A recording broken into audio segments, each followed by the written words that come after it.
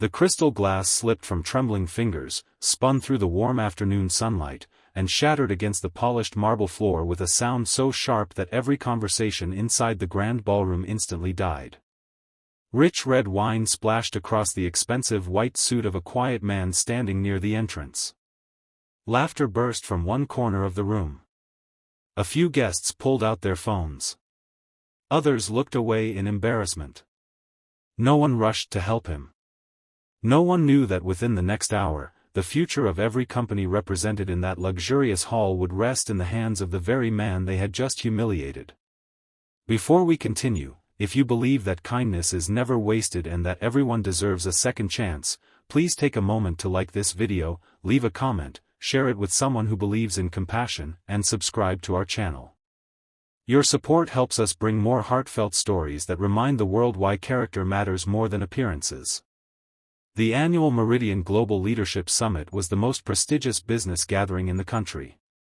Nearly 200 executives, investors, entrepreneurs, and media personalities filled the magnificent ballroom, surrounded by towering glass windows that welcomed the bright afternoon sun. Golden chandeliers reflected light across polished tables decorated with white roses, while cameras captured every smiling face. It was the kind of event where reputations were built, fortunes were negotiated, and first impressions often became lasting judgments. Near the entrance stood a man named Rowan Mercer. His suit had clearly seen better days despite being perfectly cleaned and carefully pressed. The cuffs showed signs of wear, and his shoes carried tiny scratches that most people would never notice unless they were looking for flaws. Rowan carried himself with remarkable calm, holding a simple leather folder under his arm instead of the designer briefcases everyone else proudly displayed. He waited patiently, quietly observing the room instead of trying to impress anyone. Few people recognized him because Rowan had spent years avoiding publicity. After building one of the world's fastest-growing private investment firms, he had deliberately stepped away from magazine covers and television interviews. He believed businesses should be known for their values, not for the faces of those who owned them. His company controlled investments worth more than $1 billion, but only a handful of trusted partners knew exactly what he looked like. The organizers expected him later in the afternoon through a private entrance, but Rowan preferred arriving like everyone else. He wanted to experience the event without special treatment. He wanted to know how ordinary people were welcomed when they walked through those elegant doors. The answer arrived far sooner than he expected. As guests mingled beneath the afternoon light, a young event coordinator hurried through the crowd carrying several glasses of imported wine. She had been working since sunrise, trying desperately to satisfy demanding guests who rarely acknowledged her existence. Exhaustion blurred her concentration.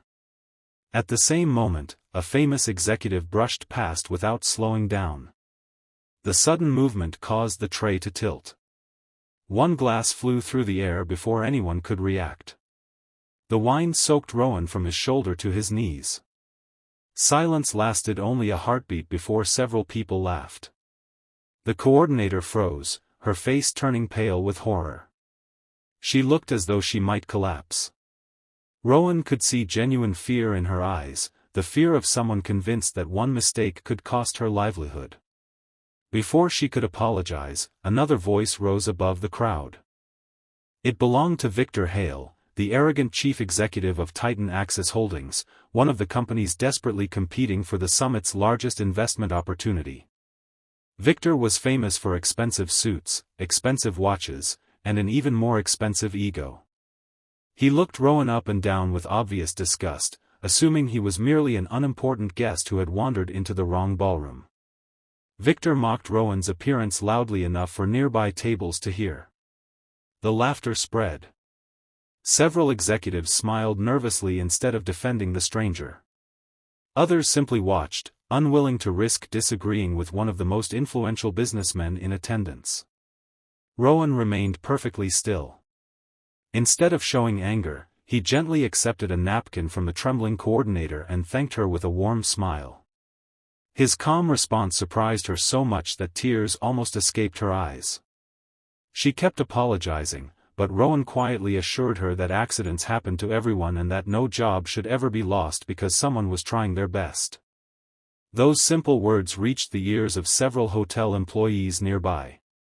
They looked at Rowan with gratitude because they knew how rarely powerful guests treated workers with genuine respect. Victor interpreted Rowan's silence as weakness. He continued making careless remarks, encouraging others to laugh. A few ambitious executives joined in, hoping to earn Victor's approval. Every cruel smile revealed more about their own character than Rowan's appearance ever could. Across the ballroom, an elderly maintenance worker named Elias watched everything while polishing a brass railing. He had worked in luxury hotels for nearly 30 years. Experience had taught him that truly wealthy people rarely felt the need to prove it, while those desperate to appear important often spoke the loudest. Something about Rowan's quiet confidence reminded Elias of that forgotten lesson. The afternoon program soon began. Guests took their assigned seats while cameras focused on the grand stage decorated with enormous digital screens displaying the words, "The future of global enterprise." Rumors spread through the audience about the mysterious investor whose billion-dollar partnership would be announced before sunset.